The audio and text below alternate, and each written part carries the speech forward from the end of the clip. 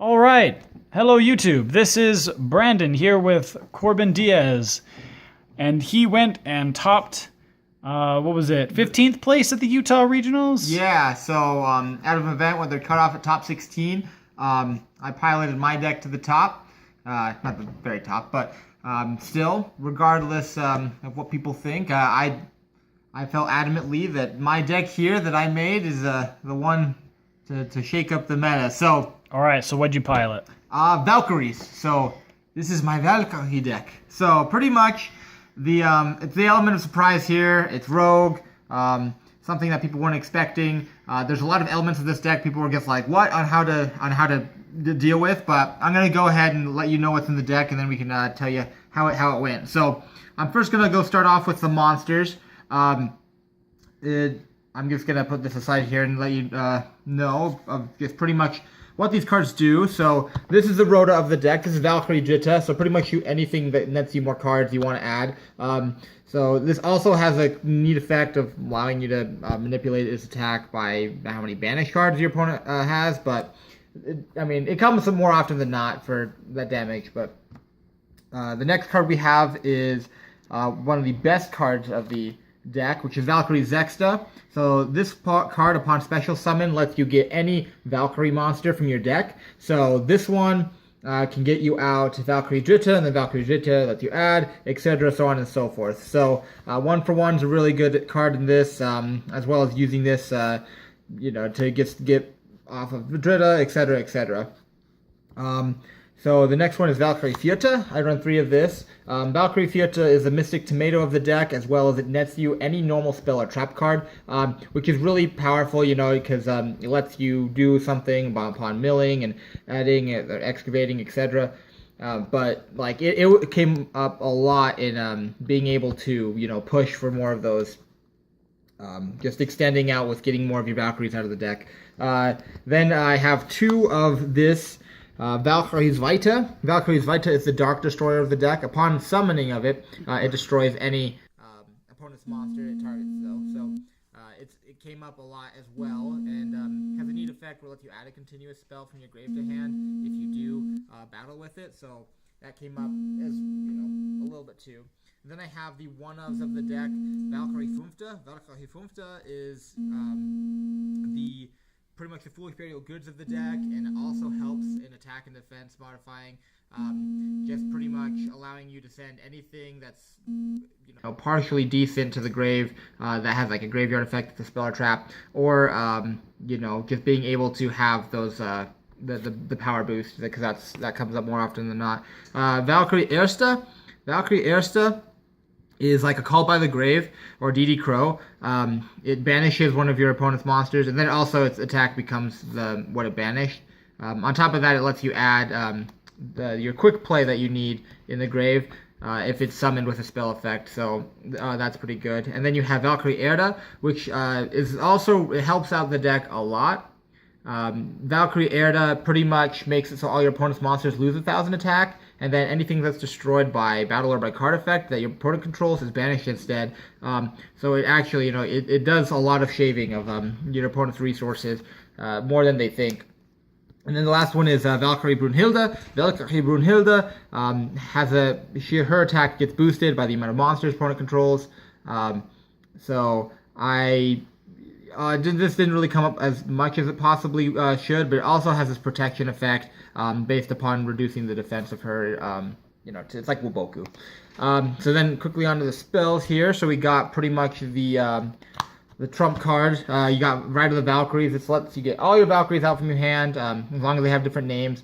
And on top of that, it lets you banish this from the grave and let you add Mischief of the Time Goddess, which we'll go into in a second. But the other cool part about this is, let's just say like Mystic Mind. This has an effect where it wipes your whole board at the end phase. So it makes it equal playing field for Mystic Mind there before Mystic Mind pops itself. But there's not only that iteration. You have here, actually, this is pretty much the trump card, Mischief of the Time Goddess. So Mischief of the Time Goddess lets you skip your opponent's turn until it hits your next battle phase. And so a lot of my once per turn effects, I can redo again the following turn.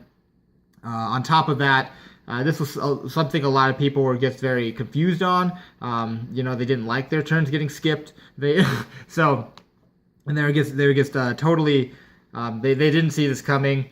And they were just really confused on pretty much generally all the Valkyrie cards. But that's pretty much like the whole purpose of the deck is to be able to spam the board and attack twice. But we do have a lot of ways we can continue to push forward here. So we got Part of Extravagance, which obviously is a necessity in decks who have a lower ceiling on how or what it needs in resource game. You also have stuff like Goddess Urge Verdict, which it's the blanket protection of destruction and targeting of your Valkyrie monsters. So stuff like Infinite Impermanence and Effect Veiler and I don't know, like Torrential. Torrential wasn't even a card used, but I'm just saying. For example, these are that really helps me protect my Valkyries while they're going and doing my combos. Then we have Soul Charge here. This is actually Final Light. Final Light is really good because it is Soul Charge in the sense of paying 1,000 for each Valkyrie you can target in your grave and then summon them. The downside is your opponent does get monsters, but half the time you're able to wipe them out and then attack directly again using Mischief of the Time Goddess. So this came up a lot. There's a lot of capabilities of link climbing and being able to do extra deck plays. You don't have to mainly rely on your main deck. Celestial Transformation is a great way to get out your Valkyrie Zexta or your Valkyrie, any of those littler Valkyries or bigger Valkyries, because it gets those special summon effects procced off. Then you have a lot of one-ups here. So you got Monster Reborn. It's a powerful card. You got 1-for-1. Self-explanatory here to bring out the Zexta. You got Reasoning. It climbs between the levels of 1 and 8, so your opponent usually it's a 50-50 chance. Not even that. You hitting a monster to special summon from your deck. You got Downbeat. And you got Transmodify. So these are one and the same. One lets you go special summon up, one lets you special summon down. And let's say I drew Valkyrie Dritta. I normal summon Valkyrie Dritta, and then I can go Transmodify, and then I go to Valkyrie Zvaita, and then it pops one of my opponent's monsters, likewise with Downbeat. So these were really good things in being able to extend my plays. You also got Monster Gate. You also self-explanatory there on just being able to bring out the monsters. 1 Day of Peace, which was sort of annoying to people at the time, just because they would always want to push for a game when they knew that this went off. So then we got some removal of some monsters here. We got Valkyrie's Embrace. Didn't come up as much as often as I hope it would, because it locks you into Valkyries. But then we also have Regeki, which is something that you can add. And the neat thing is all these normal spells you can add with Valkyrie Firta if you do mill from your deck using if you have the right resources. So that's cool. Spell and trap removal. I do have more of these on my side, and this also came up more often than not, being able to banish it from the grave and then destroy face-up spell or traps, etc. Lastly, we have Rise to Full Height. This was to prevent me from getting OTK'd. If my opponent forced me to go first, I would pretty much just send this to grave with Valkyrie Funfta and then banish it at their draw phase. And so if they were to remove that monster from the field, I don't know if any of you knew like the old Omega combo, but that's pretty much how it went. So there's that. The main deck. The main deck is 42 cards. I'm just going to go on to the extra deck here now. There's just a lot of link climbing and then having those powerful link monsters. So we have stuff like Nightmare Griffin, Saryuja Skuldred to help you dig, Topologic Trisbania for a field wipe on spells and traps. Then you got your Boral monsters. You got Boral Lord, Boral Guard. Nobody likes that card for some reason, and Boral Sword Dragon. All these were really crucial in being able to obviously take what your opponent has or being able to push for game. We have Nightmare Phoenix. Nightmare Phoenix is very important on also being able to get rid of stuff. Like everything in the extra deck has its purpose, especially a Link Karibo. I saw more often than not me linking a normal summon Valkyrie's Extra to then Monster Reborn it back, and then that's pretty much what the play was. Hippocygen was also really good. Boosts your Valkyries. On top of that, if it is destroyed, then you add a Valkyrie, not a Valkyrie, but any light monster back to your hand. Then I got some XYZ monsters, so you got Sylvan Princess Sprite. Another card that helps you extend. More often than not, you get 2 Valkyries Extras out, and then you, be able to overlay for this. You got Baguska, because you do have the level 4s in the deck, as well as Tornado Dragon and Evil Swarm Exciton Knight. So these, obviously what how these guys work, and they're really good to be able to just push. Lastly, for the two other extra deck monsters, we got Constellar Pallades and Constellar Ptolemy M7. Both these guys were just super crucial in being able to get rid of certain cards that I didn't really need, especially Constellar Pallades, because I faced against a True Draco player, and I was able to just consistently bounce their monsters that they normal summon or they tribute summoned, and it was annoying for them because they got rid of resources that way. Same thing with M7 being able to add stuff from my grave to hand and getting body on board. Lastly, just going to show you the side deck. We have 2 evenly matched here.